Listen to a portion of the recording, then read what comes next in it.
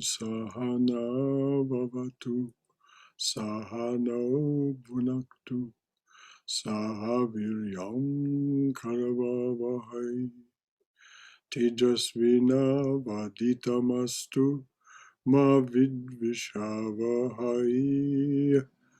Om Shanti Shanti Shanti. May the Divine Being look over us lovingly as a mother and father. May the Divine Being support and nourish us as a mother and father. May we have the strength and skill to study together the art of spirituality. May no misunderstandings arise amongst us. Om, peace, peace. Peace be unto us and to all beloved beings everywhere. So good morning and namaste. We are studying Swami Prabhavananda's collection of talks gathered together under the title Realizing God. And we are studying his talk. We are reviewing and commenting on his talk on the path of devotion, Bhakti Yoga. The supreme idea of the path of devotion is complete union and absorption in God, wherein love, lover, and beloved become one. Ultimately, the paths of knowledge and devotion meet in one place. Knowledge becomes love, and love becomes knowledge. On the path of devotion, you enter into a relationship with God. There are many kinds of love in the world. For instance, a child's love for its mother, a friend's love for a friend, and a mother's love for her child, or the love between lover and beloved. These are different expressions of the same love. For instance, the mother has a baby and she has her husband. She loves her. She loves both, but her love is expressed differently, though it is the same love. Just so, we must enter into a relationship with God. Just so, we must enter into a relationship with God. He is our father or mother. I mention mother purposely because there is a teaching given in the Gospel of Sri Ramakrishna about the image of Kali. There was a sacred thread on her body. Now, a sacred thread is not used by women, only by men. One fellow came and said, "What is this nonsense? You have put a sacred thread on mother's body." And Sri Ramakrishna said, "Well, brother, perhaps you are the one who knows what mother is. Whether mother is mother or father, I do not know." I'm going to repeat that. It's such a profound teaching.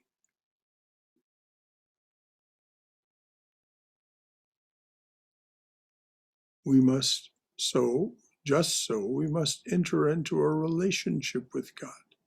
He is our father or mother. I mention mother purposely because there is a teaching given in the Gospel of Sri Ramakrishna about the image of Kali. There was a sacred thread on her body. Now, a sacred thread is not used by women, only by men. One fellow came and said, "What is this nonsense? You have put a sacred thread on mother's body." And Sri Ramakrishna said, "Well, brother, perhaps you are the one who knows what mother is. Whether mother is mother or father, I do not know. God is both mother and father. And then he is friend and playmate, and also the most beloved, the bridegroom. And if you want to have a profound understanding of this bridegroom relationship, study the lives of the Catholic mystics, not just the women, not just the women, the men. They also become brides of Christ.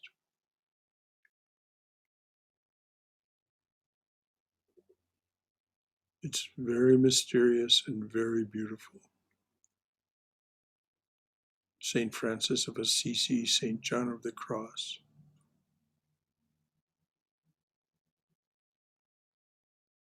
It's this profound union wherein there's a complete loss of distinction between lover and beloved.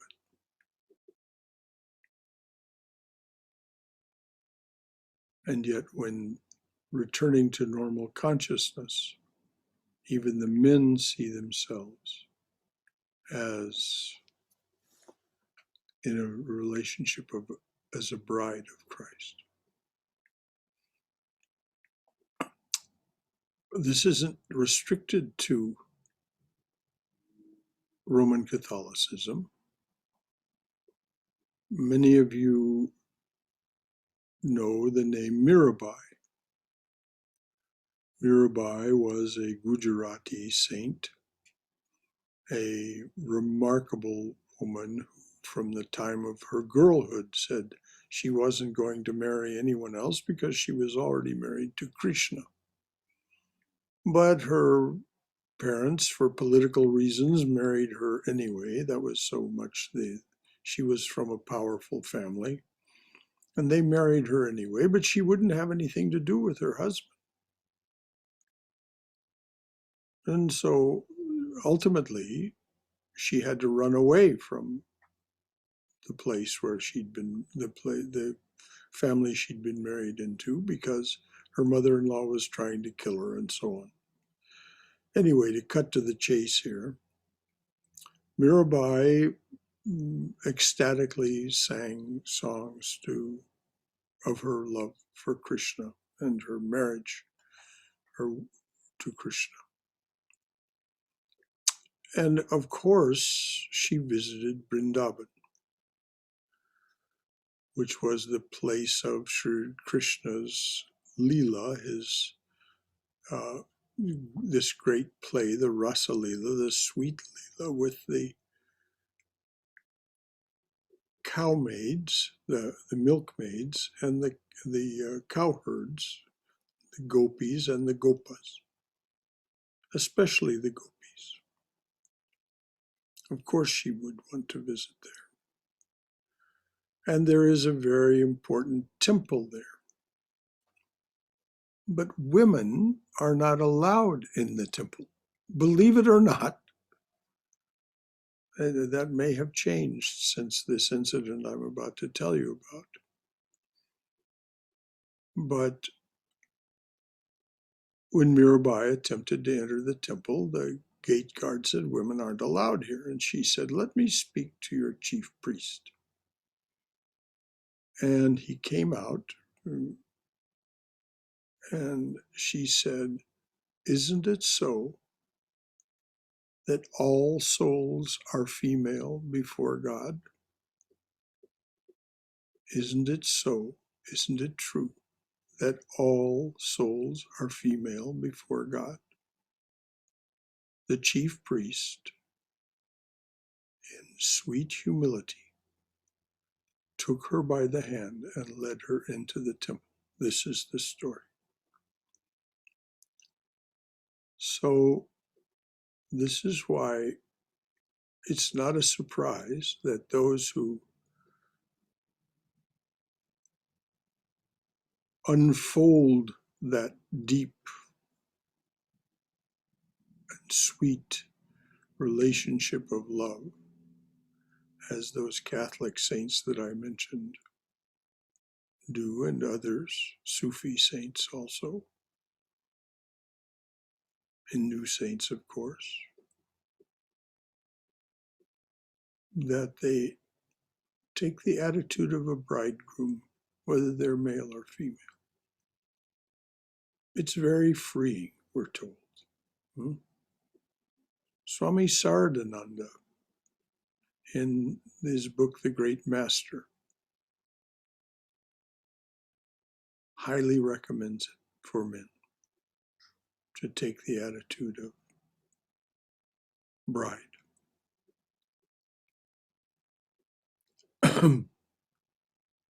So we're to return to the Swami's text with the understanding that Christ, Krishna, Ramakrishna, or Buddha is myself, with the understanding that Christ, Krishna, Ramakrishna, or Buddha is myself, you worship him, meditate on him, and chant his name. And as you practice, you will begin to feel a love as if you were receiving it from him, and your heart will melt. Do you know the experience some devotees have? They say, I don't love God, but God loves me. So if you are in that state, if you feel that, oh, my love doesn't measure up, but you feel the love from God, don't worry about a thing.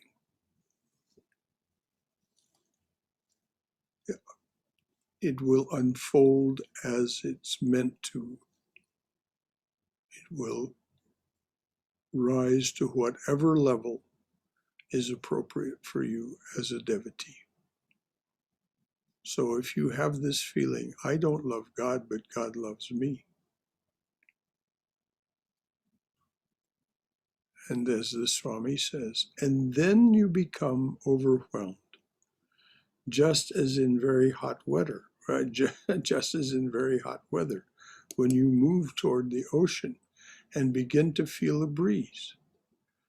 You have not seen the ocean yet, but you begin to get the breeze and you feel soothed.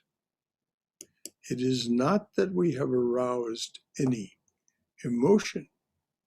It is that we begin to feel his love, his peace, like a cooling, soothing breeze. In this connection, I'll quote to you what a Christian mystic, Jan van Ruysbroek, summarized. Jan van Ruysbroek, a Dutchman. I'll quote to you what a Christian mystic, Jan van Ruysbroek, summarized about attaining divine love. Whosoever wishes to meet Christ as his beloved bridegroom must now in time go out to meet Christ at these 3 points. Whosoever wishes to meet Christ as his beloved bridegroom must now in time go out to meet Christ at these 3 points. The first point is that he shall have God in mind in all things. In other words, constant recollectedness. Now, one of the best ways to achieve this is by offering everything to the divine, moment to moment. When you wake, rise, offer the day. When you have your coffee or tea, offer the tea, so on and so forth. This is one way to maintain recollectedness. He shall have God in mind in all things. In other words, constant recollectedness. The second point is that there shall be nothing that he needs or loves more than God, or even so much as God. And the third point is that he shall, with great zeal, seek to rest in God above all creatures and above all God's gifts, above all the works of virtue and above all feelings that God may infuse into the soul and body. That's the end of the quote from Van Roy's book. It is a wonderful truth. Above all his gifts, we have to love him, not because he gives us his blessings. No, it is above those blessings that you have to love him. Not because you find bliss and go into ecstasy do you love him, but you love him for his sake. The supreme experience then comes. You are no longer flesh, and God alone is. That becomes a realized fact. So I'm going to go back and read that again, and then I'm going to stop and see if there are any questions.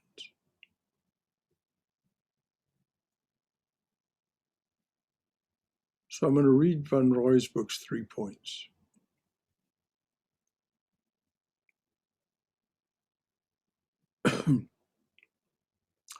Whosoever wishes to meet Christ, the divine presence, the divine being, whosoever wishes to meet Christ as his beloved bridegroom must now in time go out to meet Christ at these 3 points. The first point is that he shall have God in mind in all things. In other words, constant recollectedness. The second point is that there shall be nothing that he needs or loves more than God, or even so much as God. And the third point is that he shall, with great zeal, seek to rest in God above all creatures and above all God's gifts, above all the works of virtue and love, are all feelings that God may infuse, and above all feelings that God may infuse into the soul and body. It is a wonderful truth. Above all his gifts, we have to love him, not because he gives us his blessings. No, it is above those blessings that you have to love him.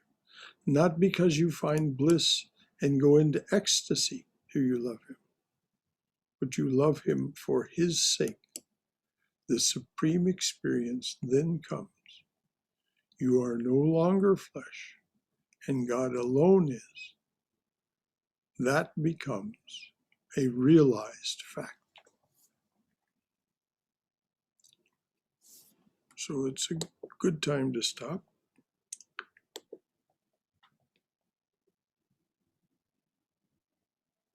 Anything from anyone? Any questions or comments?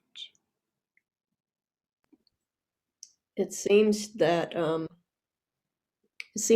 that God is gender fluid. Yes. Well, I think the younger generations have something in that. Well, I agree, dear. Gender is simply a limitation. As Sri Ramakrishna showed.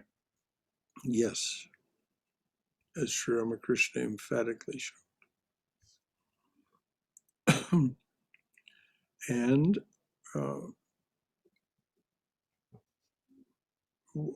one of the reasons for this gender business is for the perpetuation of the race, for the perpetuation of human beings. It's It's a genetic imperative. But it shouldn't be a limitation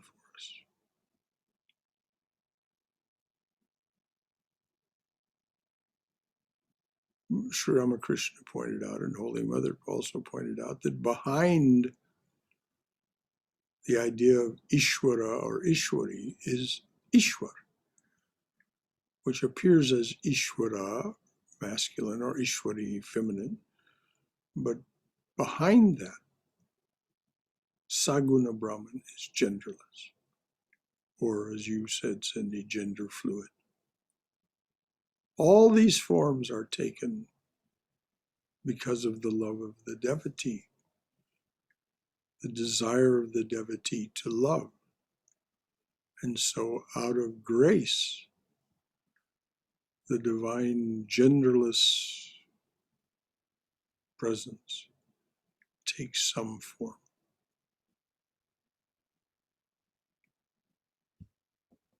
Anything else from anyone?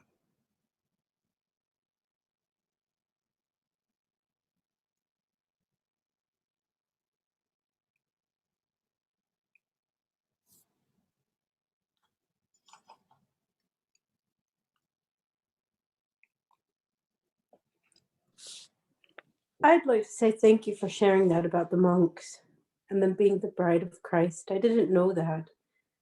Yes. It's very much reflected in that book, Love Poems from God,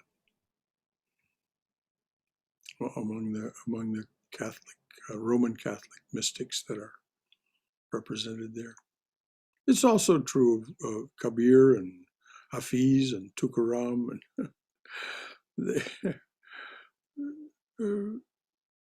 as a matter of fact, Tukaram's rather playful about it. But he's playful about everything. Tukaram says, God's getting jealous of me. He says, stop being so cute. He says, I'll stop doing it when you stop joking around with me.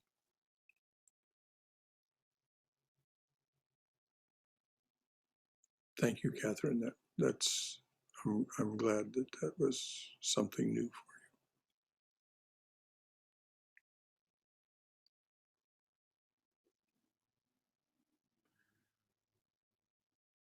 you. I just want to underline something. The Swami, being a realized soul himself, Prabhavananda, which he fully credited to his master as a gift from his master. That illumination was a gift from Swami Brahmananda. But it gives him the ability and the right to make such flat out statements as, you are no longer flesh and God alone is. That becomes a realized fact.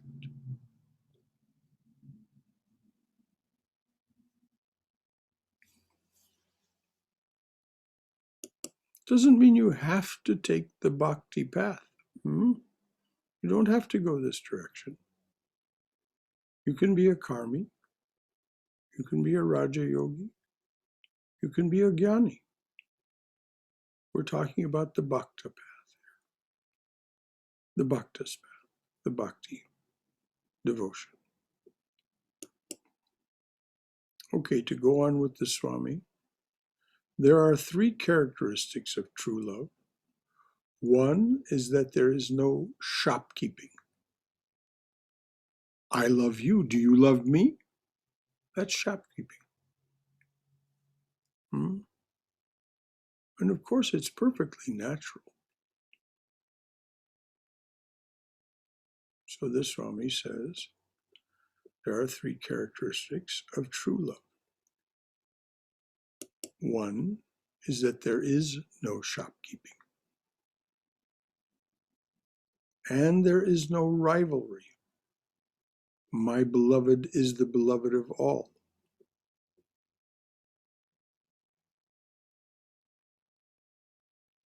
And this again, when you encounter the mystics who have come to this realized fact, What do they want more than anything else? To share their beloved with you, not to keep it to themselves, but to share it with you. And they say, come, come. So, first, there's no shopkeeping, no rivalry, and there is no fear. Love casteth out fear. That's one of Jesus's sayings, of course. We must have this firm conviction that God can be seen, and that, as Sri Ramakrishna told his disciple Vivekananda, he is more real than I see you before me. And this is the testimony of many saints. They say that their experience of the divine is more real than life. You can talk to him and realize your union with him. Now notice the Swami is using the word realize. There's a big difference between experience and realize. Remember the Swami said in the beginning of this, who was read today, the goal is union,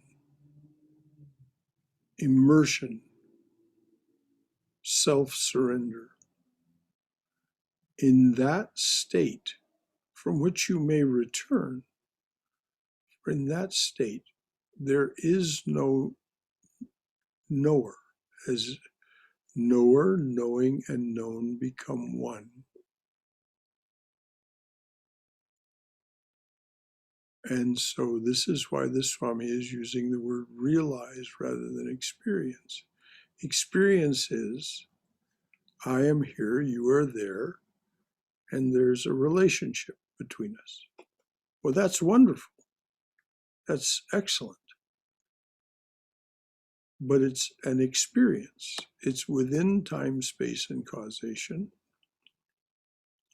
But realization, this state of union, is beyond time, space, and causation. And so this is why the Swami is speaking of it as realization. You realize your union with him. The ultimate truth is to have that union. The ultimate truth is to have that union. You can talk to him, that's the experience, and so you can talk to him and realize your union with him. Two different things, experience and realization. The ultimate truth is to have that union. Then you become silent.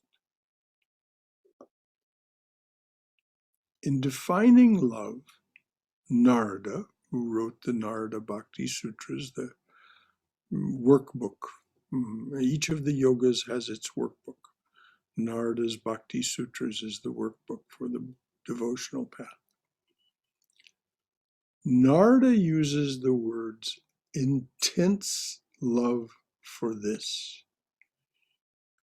He doesn't say God, Christ, Krishna, but this, which indicates that it is nearer than the nearmost.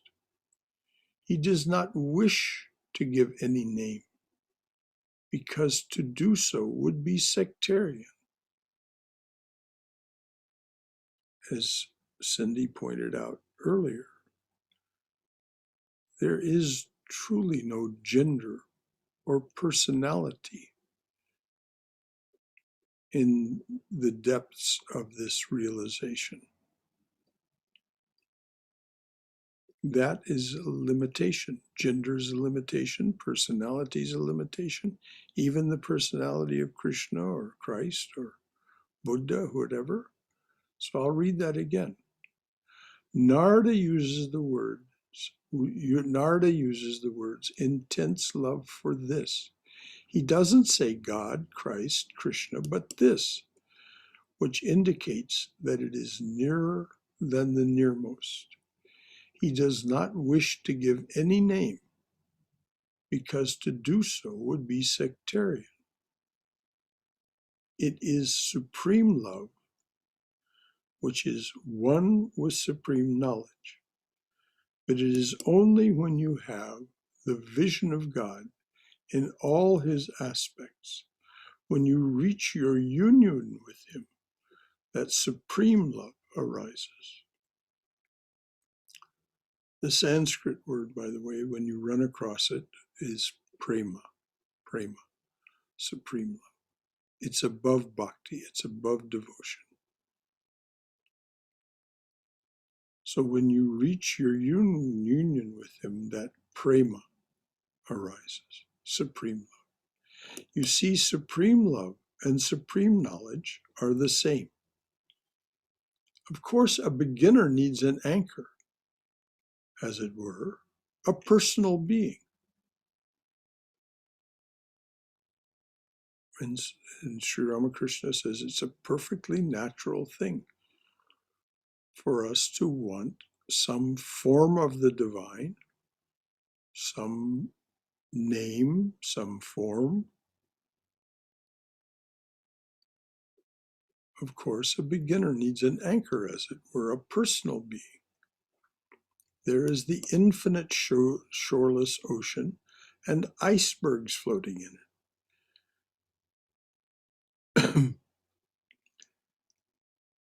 This is Sri Ramakrishna's metaphor. There is the infinite shoreless ocean and icebergs floating in it. The ocean has taken forms. Are those icebergs different from the ocean? Are they not the same water? And so a divine incarnation is the door through which one peeps into the infinite. I'm going to repeat that because this is one of the key ideas we'll talk about tomorrow morning.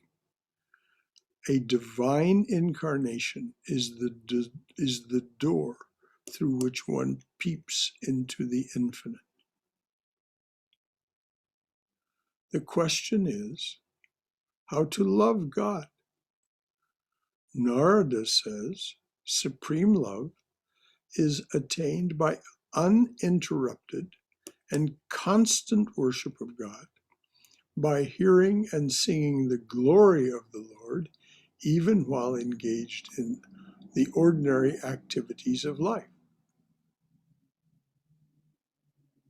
Now, immediately recognizing that that's a difficult state, the Swami says, of course, this is a stage to be attained. You may think you can begin today and do that, but it is not possible. It is a stage of development. Sri Ramakrishna gave the example of keeping your mind in God by the story of a village maiden carrying a jar of water on her head. Her mind is on that jar, otherwise it will fall. Her hands are free. She is balancing the jar and at the same time gossiping.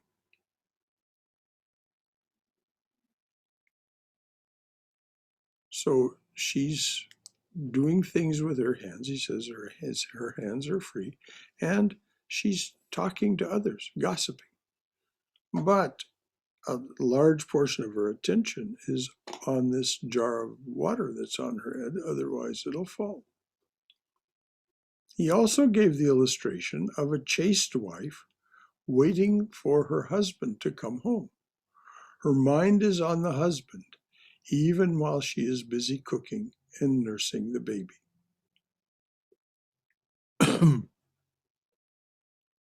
And I think we all have known that feeling.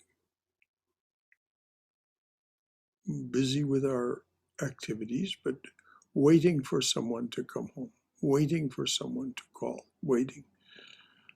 So our mind is on what truly deserves our attention, the beloved. Swami Vivekananda. Swamiji said, day and night, think of God, and as far as possible, think of nothing else. The daily necessary thoughts can be thought through God. Eat to him. This is what I was mentioning earlier. Offering everything. Eat to him, drink to him, sleep to him. See him in all. Try to see that same Lord in every being. This is serving other beings as the Lord. And we don't use the word helping, serving. We serve these aspects of God that seem separate and apart from us. We join them to ourselves and join our intention and our zeal for finding God to them by seeing them as God, even if it's a stand we take, even if we haven't realized it yet.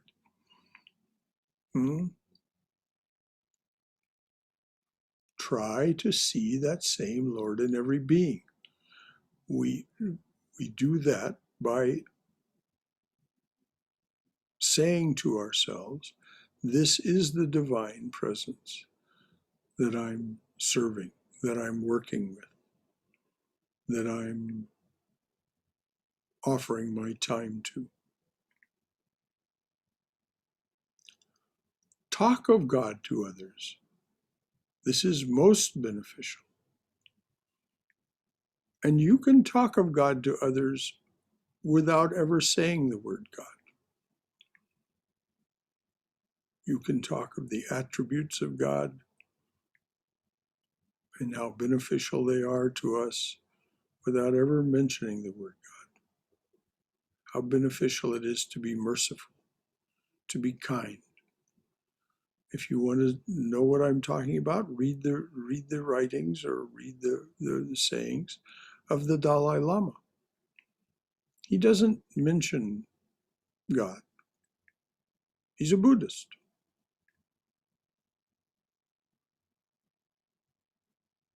But he talks about the attributes of the divine constantly. Try to see that same Lord in every being. Talk of God to others. This is most beneficial. When the whole soul pours in a continuous current, when the whole soul pours in a continuous current to God, when there is no time to seek money and name or fame, no time to think of anything but God, then will come into your heart that infinite, wonderful bliss of love. All desires are but beads of glass.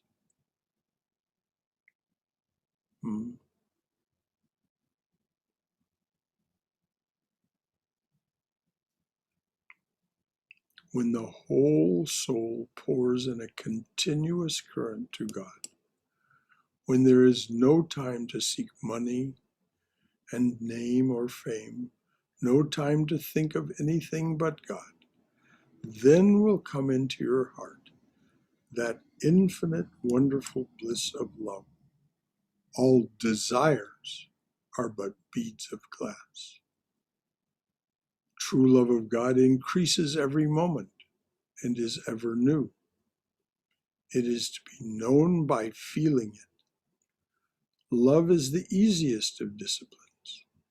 It waits for no logic. It is natural. We need no demonstrations, no proof. Reasoning is limiting something by your own minds. We throw a net and catch something and then say that we have demonstrated it. But never, never can we catch God in a net. Now, let me remind you, if this seems like a high bar that the Swami is setting, this is something to be attained. The Swami said this is something, Swami Prabhavananda earlier said, these states of being are something to be attained.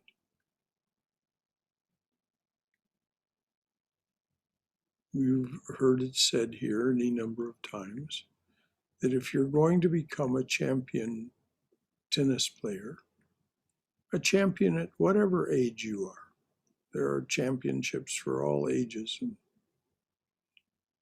physical conditions for that matter. Or if you're going to become a chess master, if you're going to start out today to become a chess master, that desire,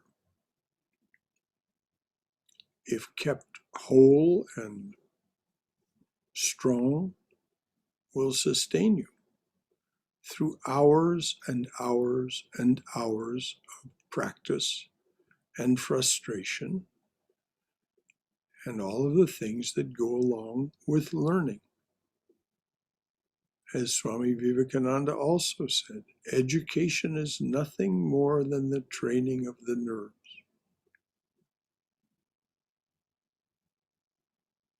We are in one state of being as we sit here this moment. Our aspiration, our priorities, and therefore our efforts, our intentions, and our attention go where we direct them. And as any yogi will tell you, your life force goes where your attention goes. That's how they master those poses, those difficult poses. They learn to direct the prana by their attention and their intention. So don't think this is something that is beyond, oh, that's for others. I could never do that. No.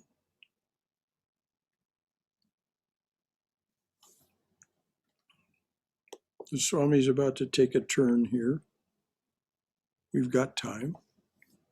So having said all that, having read all that, said all that, are there any comments or questions? Yes, Brother Shankara. Yes, It's Neera. Neera. I have two observations. When he's talking about supreme love is the easiest. Well, no, love is the easiest. Supreme love is to be attained. Okay. Love is the path of love is the easiest. Yes. So Supreme Bhakti love- Yoga and the reasoning would be Jnana Yoga he's talking about. Yes, knowledge is jnana yoga. And what he means by the desires are like beads of glass. Well, how much is a bead of glass worth? Oh, okay. Okay. Hmm? Yeah. You can buy, you can buy a whole, if you want to make some decorative jewelry or something like that, a decorative necklace, you can buy a whole bag of beads of glass for Oh, okay. $25, $30. And with knowledge and skill, you can make something truly beautiful out of it. But it's still just beads of glass. It's nothing more. It's not. You're doing your wonderful thing of exercising your creativity. But desires are like that. They have no real value. Hmm. And Swami Prabhavananda emphasized over and over to his students, desires are nothing more than a restlessness of the mind. Cure the restlessness of the mind by spiritual practice, and these desires will simply dissolve away. It doesn't mean you'll never want an ice cream cone again. but you won't eat a half gallon of ice cream of an evening.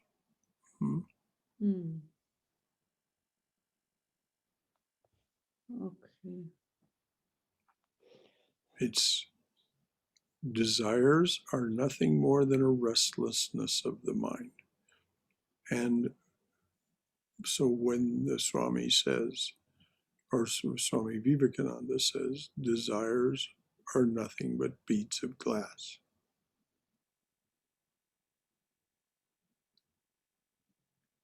Thank you. Mm-hmm. Brother Shankara, Yes, Vijay. Hari Om. Hari Om, your very own self. I want to speak about seeing God in everyone. I believe that it's easier to see God everywhere than seeing God in everyone. I'm not disagreeing that we should be seeing God in everyone. I'm only saying it's easier to see God everywhere than to see God in everyone. And even more easy from my personal experience is to see God constantly in whatever I'm hearing, whatever I'm seeing, whatever I'm experiencing, both the positives and negatives in my life, to really see the presence of God in all of those things within me. Wonderful. That's excellent. Keep on keeping on and see what happens. But trying to see God in everyone becomes difficult because somehow very fast the experiences, the mutual experiences step in, and the unfounded biases or judgments creep in, and that makes it difficult for me to see immediately God in everyone. But with an exercise of mind, it is possible. Well, we just have to remember where the limitations come from, EJ. The limitations do not come from outside. They do not come from the other people. The limitations are something that we generate. So if we continue to have, as you say, biases and judgments, which are a particularly inauspicious kind of vritti, whirlpool, that pulls us down away from the ideal, well, it isn't that one is bad and wrong for doing it. It's quite natural, but it just is a limitation, and it's one that we're imposing on ourselves. And of course, we all understand exactly what you're saying. Of course, we all have those feelings. Which it's far easier to see God in a squirrel than it is to see God in a human being. Yes. That's right. Yes. So this is. But we just have to remember where the limitations come from. They do not come from the other person. And our reactions to them basically have no effect on the other person whatsoever. So the more that we can remind ourselves, whether I'm seeing it this moment or not, that is the self embodied in this form. And that's the way we start with it. And then it's we change. And as we change through spiritual practice, then we begin to see the divine presence in other human beings. But it's certainly not easy. but it is devoutly to be wished. I think you just said the key word, which is well, that's doing that. Practice. It Mhm. it is a practice, and Yes. I agree that seeing the divine in a squirrel or in the world is easier, but we're not in this for easy. No, no, no. No, we didn't come for easy. Or we'd be somewhere else. Well, you can see what happens to those people who try to play the game for easy. Mhm. It just is a life of endless frustration, and they complain endlessly about their frustration. And it's not that they're bad people; In touch with me. it's just that they are still a different kind of asleep. Immediately after this. Anything else from anyone? Brother Shankara. Yes, Swayam. Fine. So I have actually two questions. The first one is probably simple. When the Swami says, think about God all the time, I'm assuming that it could be referring to the Ishta, that you think of the Ishta all the time. That is one question. The second question is a little bit longer. So I was listening to one of Swami Sarvapriyananda's talks yesterday about desire, and he made 4 points about it. One is that desires generate a feeling of lack within us. Number 2 is that it makes us lose independence.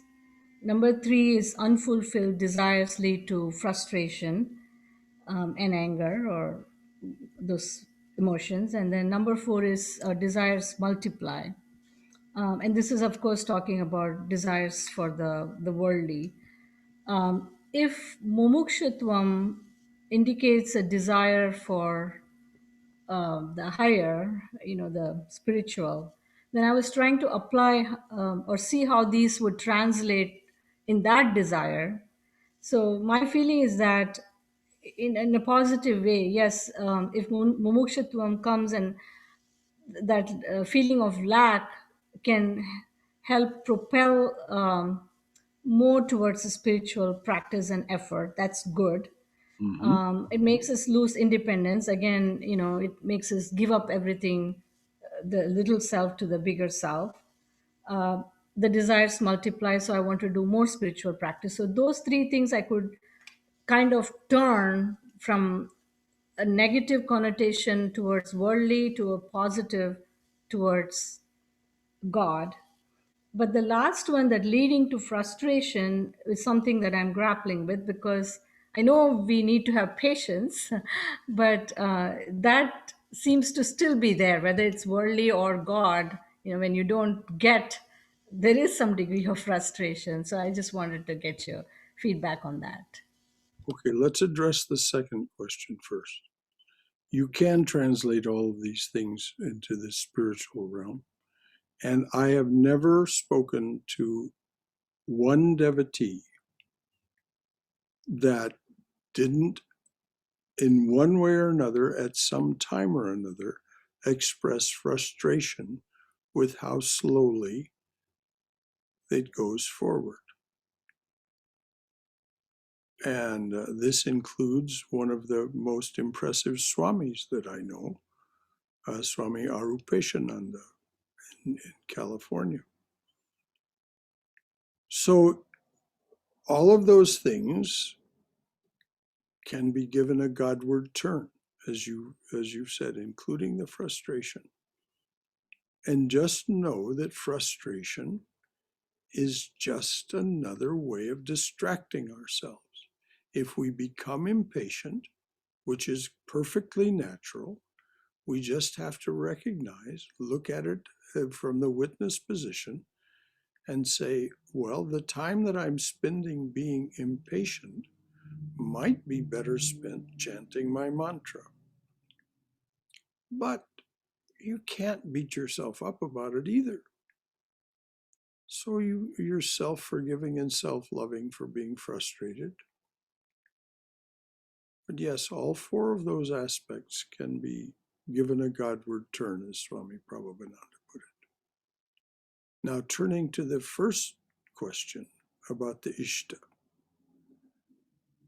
If indeed the Ishta is that aspect of the divine presence that appeals most to your heart, which is what the Ishta should be.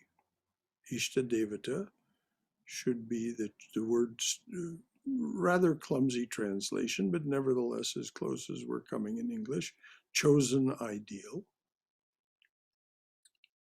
The Ishta is that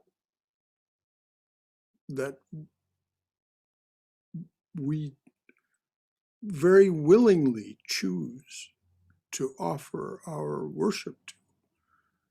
So when it comes to offering everything to him, eat to him, sleep to him, drink to him, as Vivekananda said.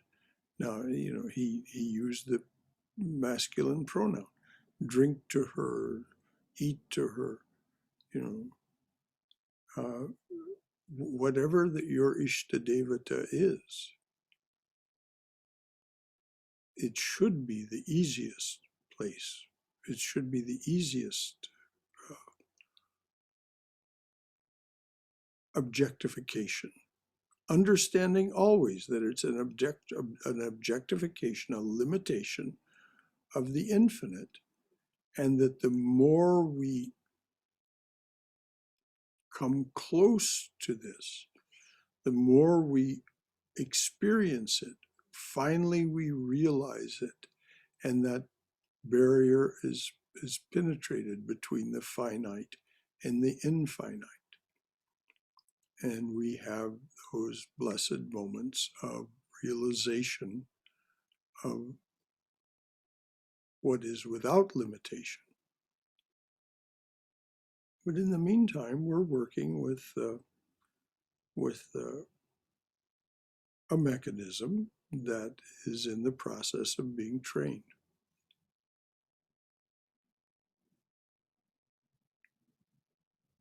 Does that? Thank you. Okay. Yes, it does sense. Thank you. Those were very good questions, as usual.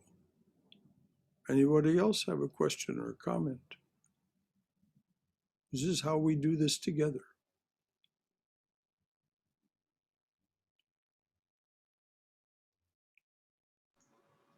Brother Shankara, I just have a quick question. It's sort of unrelated, but I was wondering if are there workbooks for the other yogas? You had mentioned the Bhakti Sutra was a workbook for Bhakti Yoga. Are there workbooks for the other forms of yoga? Oh yes, of course. The workbook for Karma Yoga is first the Gita itself, which is very much seated in Karma Yoga. Chapters 2 through 6 really are very explicit. But then there is Swami Vivekananda's Karma Yoga. For Raja Yoga, Patanjali's Yoga Sutras and the commentaries on them, particularly Swami Vivekananda's Raja Yoga and Swami Prabhavananda's How to Know God. And then for Jnana Yoga, there is, it is designed to be a workbook. It is Adi Shankaracharya's Viveka Chudamani, the crest jewel of discrimination. But like all of these great workbooks, Patanjali, Shankaracharya, for that matter, Narada, for that matter, the Gita, it's always good to have a teacher, someone that you can go to with the kind of questions that have been asked by and comments that have been made. And so You know, there are a great many wonderful Swamis of the Ramakrishna order that are accessible to you. Swami Sarvadevananda is the one associated with this center. He's the head minister here. I serve as resident minister. Swami Sarvadevananda is the head minister and is very accessible to you if you just write to him at sarvadevananda@gmail.com. Just that, sarvadevananda@gmail.com. And you will find him very responsive. And he too helped us with a workbook for Jnana Yoga. It's a distillation, a remarkable distillation of Vashishta's Yoga Sutra, his teachings to Rama over that period of 3 days. 30,000 shlokas reduced to a book called Nectar of Supreme Knowledge. So if you wish to pursue Jnana Yoga, Swami Sarvadevananda's translation and commentary, translation from Bengali, because one of the great saints of the Ramakrishna order, whose name escapes me, it's in the book, he lived in the Himalayas, and he wrote this Nectar of Supreme Knowledge in Bengali. And Sarvadevananda very kindly translated and made some light commentaries of his own on that. So that's a book that you can get if you want to. So the Vivekachudamani and Nectar of Supreme Knowledge for Jnana Yoga. Swami Vivekananda's Raja Yoga, and Swami Prabhavananda's How to Know God, as commentaries and translations and commentaries on Patanjali's Yoga Sutras for Raja Yoga, both of which are immensely powerful books. Just the preface and introduction by Swami Vivekananda to his Raja Yoga are well worth the price of admission. And then Swami Vivekananda's Karma Yoga and chapters 2 through 6 of the Gita. And there's stuff about Karma Yoga sprinkled through the Gita, but particularly chapters 2, 3, and 4 on Karma Yoga. And then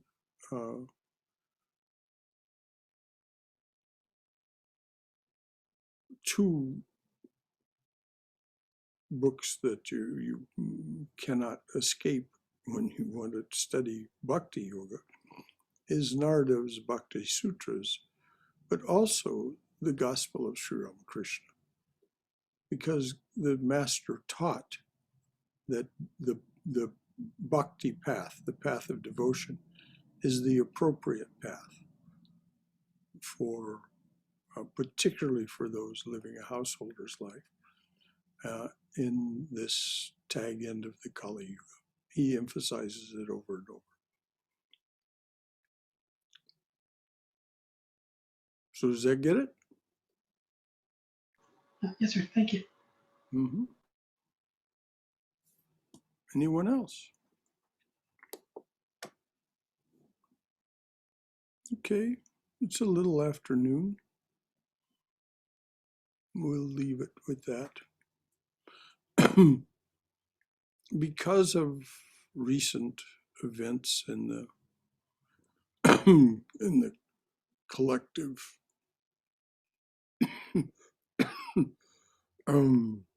unconscious and collective, the body politic and so on, we'll finish with our prayer for peace today.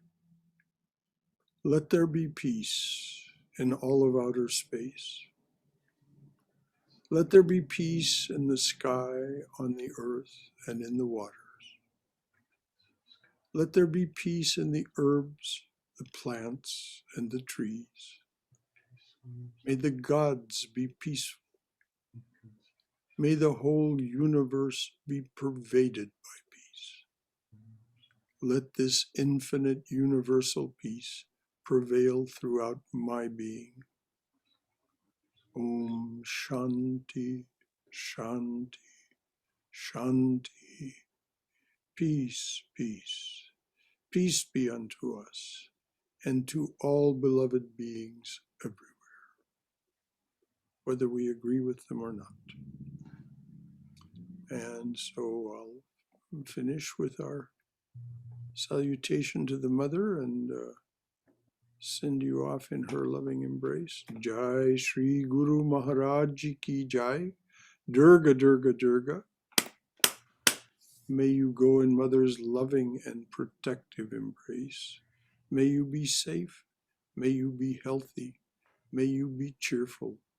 And may you have peace of mind. Jai Ma. Any final thought from any of you? All right, dears. Until those of you who choose to join us tomorrow morning's topic is Great Inconceivable Penances. What it is that the avatars and the saints and sages do and why they do it. Okay? Thank you, Chakra. See you tomorrow. Bye-bye. Thank you. Namaste, everyone. Namaste.